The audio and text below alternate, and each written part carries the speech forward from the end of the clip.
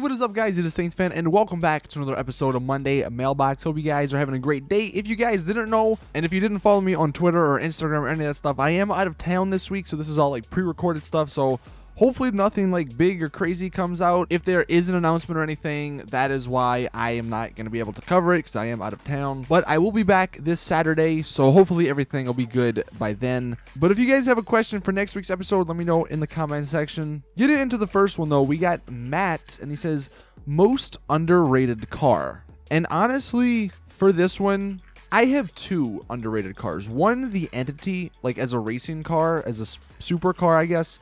It's way underrated. I mean, I know maybe a lot of you guys probably use it just because, you know, me and some of my friends, we use it a lot and we wind up winning and liking it and everything. But in the broad, I guess, scope of GTA, I think it is kind of underrated.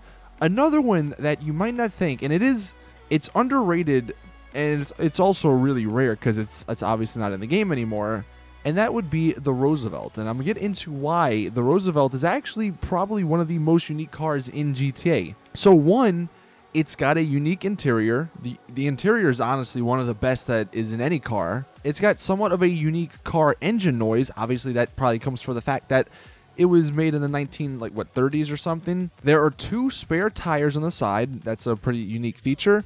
The trunk is actually a trunk, like on the back of your car. It's pretty funny.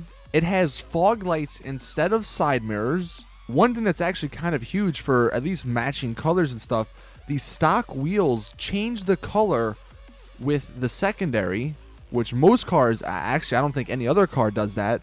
It's got an awesome horn, man. If I can get that horn on any other car, that would be pretty sweet. It holds up to 6 people with 2 people on the side that can shoot. That's a pretty cool feature. And apparently its default radio station is off, which I guess kind of makes sense if it is from the 1930s. But yeah, man, that, if you think about all that stuff that's part of that car, it's definitely maybe not underrated, because I guess it is sort of rare, so there's not too many people that have it that can, I guess, determine whether it's underrated or not. But yeah, it's just, if you think about it that way, it's definitely one of the most unique cars. But as for like racing, I definitely think the Entity is one of the most underrated ones. Next question from Thomas. He says, if the rumors are true on a lowrider DLC, will Rockstar make gangs more relevant to the game?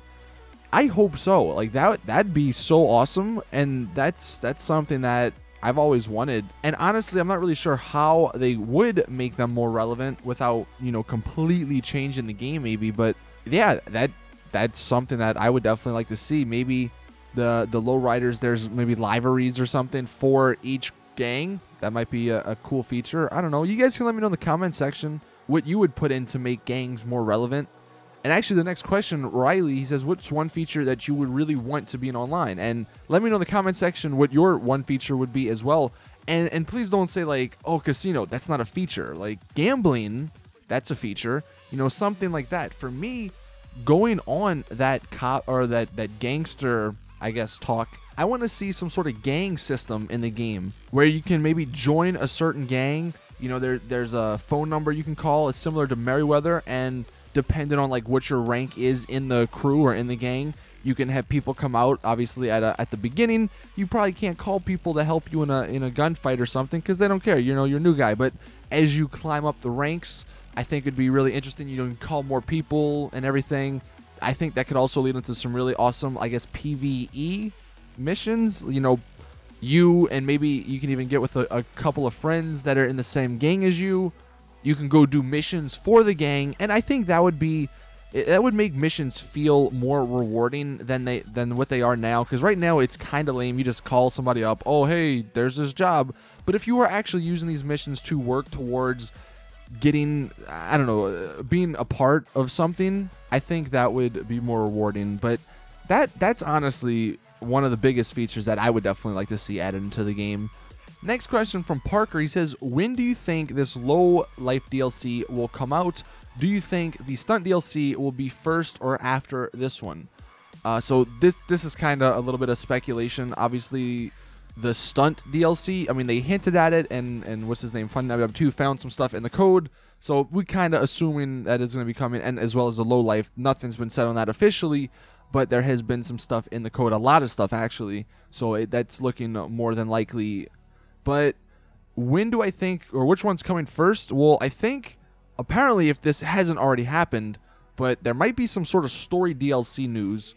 So depending on what happens with that, I think the low life DLC would come first, just because I really do think that, like Fun MW2 said, like I kind of talked about in the video with all the low life cars and rumors and everything, they're sort of remaking the DLCs they had last year, where it was the High Life, the Hipster, then the Flight School. I think it's going to be, this time, Ill-Gotten Gains, whatever the Low Life DLC or Low Rider DLC is going to be called.